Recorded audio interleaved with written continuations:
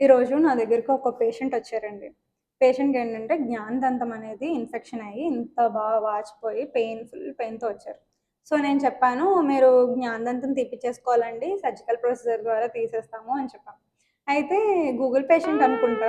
Already Google చేసుకొని వచ్చేసారు దాని గురించి. ఆయనే చెప్పేస్తున్నారు నాకు ట్రీట్మెంట్ ఏమేమి చేయాలో. సో, ఆయనేం చెప్పారంటే, "మేడం, ఈ విజ్డమ్ టీత్‌లో స్టెమ్ సెల్స్ ఉంటాయంట కదండీ! ఆ స్టెమ్ సెల్స్ ద్వారా హార్ట్, బ్రెయిన్, కిడ్నీలు, కళ్ళు అన్నీ ప్రొడ్యూస్ చేసేయొచ్చంట కదండీ" అని చెప్పి అన్నారు. ఏంటి బాబన్న ఇంకోసారి నిజంగా నేను ఒక ఫ్యాక్ట్ చెప్తున్నానండి. మీరు ఆర్గాన్ ఏమైనా డ్యామేజ్ అయితే ఆర్గాన్ ట్రాన్స్‌ప్లాంట్ ద్వారా మీకు ఒక 4, 5 లాక్స్ ఖర్చయితే స్టెమ్ సెల్స్ టెక్నాలజీ ద్వారా మీకు ఒక ఆర్గాన్ ప్రొడ్యూస్ అవ్వడానికి లిటరల్‌గా కోట్లు ఖర్చవుతాయి. ఎందుకు? స్టెమ్ సెల్ టెక్నాలజీ అనేది ప్రూవెన్ ఫ్యాక్టే. కానీ it is still under research. ఇండియాలో ఇంకా రాలేదు.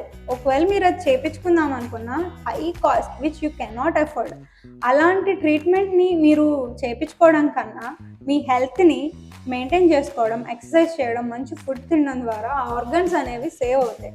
టీత్ అనేది విజ్డమ్ టీత్ ఎప్పుడైతే ఇన్ఫెక్షన్ అయిపోతుందో లేదంటే అక్లూజన్‌కి డ్యామేజ్ కలిగిస్తుందో ఎదర్ టీత్‌ని పుష్ చేస్తుందో అప్పుడు టీత్‌ని తీపిచ్చేసుకోవడమే మంచిది.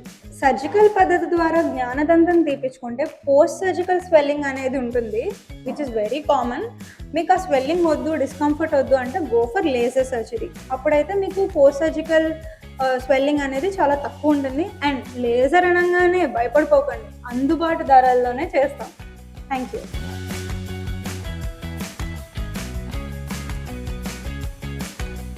Star dental experts, Amalapuram. మీ చిరునవ్వుకి నిపుణుల సంరక్షణ.